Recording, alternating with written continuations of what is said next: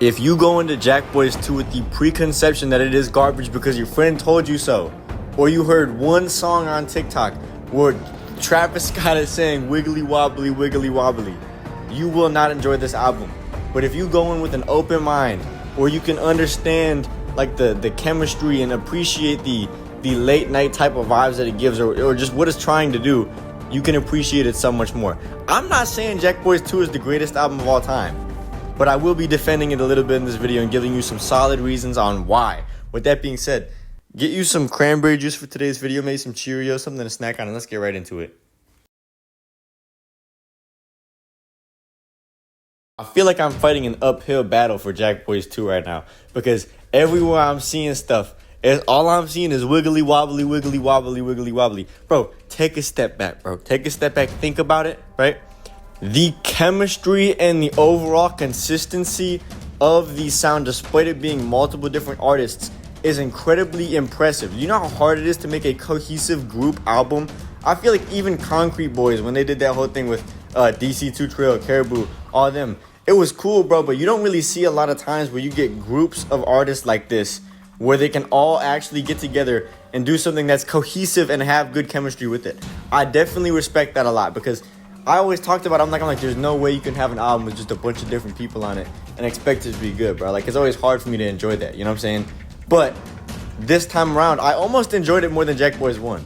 And I think Jackboys 1 is low-key overrated, if I'm being completely honest with you. And I know you guys love like a couple of songs. I like Out West with Young Thug. I think that's a good song. And I think there's a couple other good songs on there, bro. But we are getting way more from this album.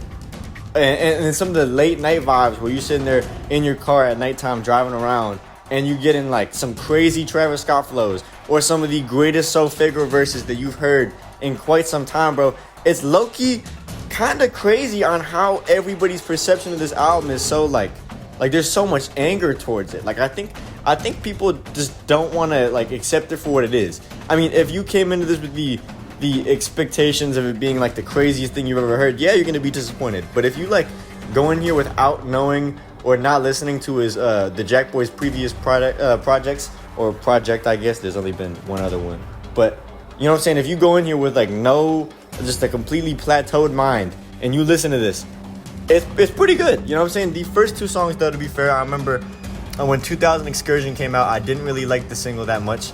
I didn't really care for Champagne and Vacay. I don't know if that's like spelled wrong on purpose.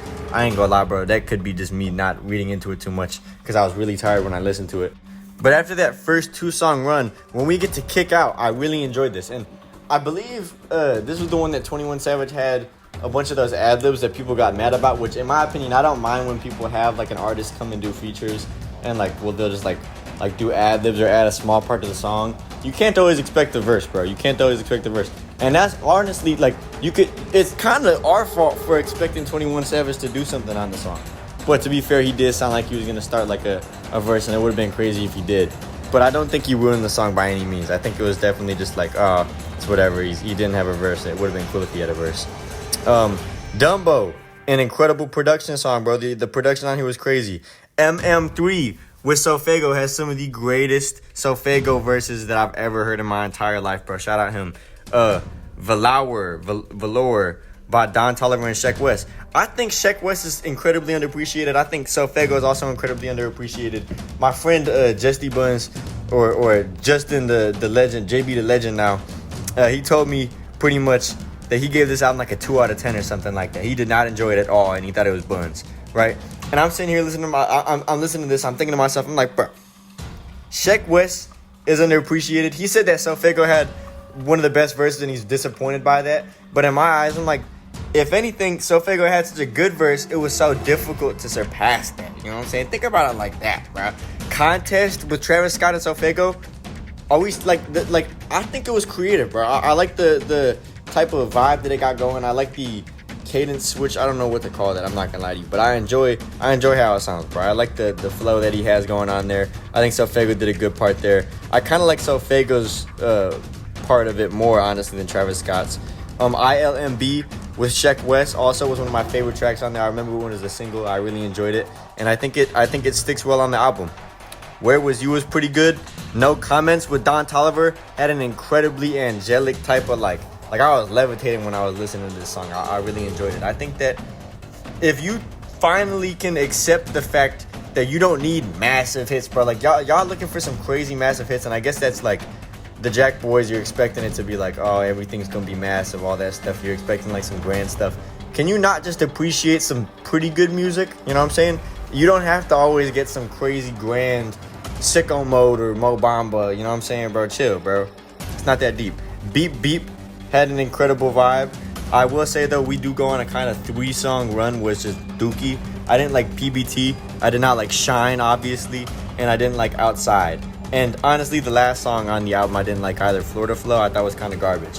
But out of most of these songs, there was only like 5 or 6 that I didn't like out of 17. So, I mean, that's pretty good, bro. Like, you can't expect to have like a perfect album. I don't think it was a perfect album by any means. But I'll give it like a 7.5 out of 10. There's a lot of the best songs that I've gotten from this year came out this album. But I'd like to say there's some crazy competition this week. Bro, Clips just dropped a crazy album. Giveon just dropped a crazy album. There's a lot that's been happening, you know what I'm saying? So with that being said, I definitely enjoyed this. I kind of like the fact that they pushed it to Sunday so it could have its own day and I could listen to it by itself after I listened to everything on the last Music Friday. Can't Stop with Don Toliver and Wale the Sensei, and I think Future was on here as a hidden feature or something like that. I really enjoyed his verse. I thought he killed it, you know what I'm saying? With that being said, though, I think that this is definitely going to go down as an incredibly underrated album, or maybe you guys will appreciate it more in the future. I think the expectations were just too high for it, you know what I'm saying? And over time, once the expectations are gone, because once an album is able to sit for a while, people are going to find the album later. You know what I'm saying? They didn't listen to it originally, let's say. They're going to find it future in time, and they're going to already hear, like, a preconceived, like, notions of it, like, what they should think already. So then they kind of know what they're getting into and then not be as disappointed. Whereas if you're thinking that he's about to drop some Shakespearean music, then you might be a little bit upset. Larry June also dropped a pretty good album. Nicholas Craven and Bodie James just dropped a pretty good album. Justin Bieber dropped a pretty good album. I think this is a great week for music, bro. And I think that is looking good for the future of music as well, bro. And I think that y'all should appreciate that. So with that being said, though, let me know how you guys feel in the comments below about Jackboys 2. Do you think it's better than Jackboys 1? I might make a video on that as well. Also, thank you for all the support that y'all been sending over the past couple of weeks. I apologize I didn't get this video out yesterday. I was kind of really, really busy. I got some cool stuff going on, you know what I'm saying? Cool stuff in the works. And yeah, here's my socials if you guys want to check those out. You don't have to. And then I love you all very much. I'm conflicted and I'm out. Peace. I ain't gonna lie, bro. I'm making this 8 minutes. I'm so sorry.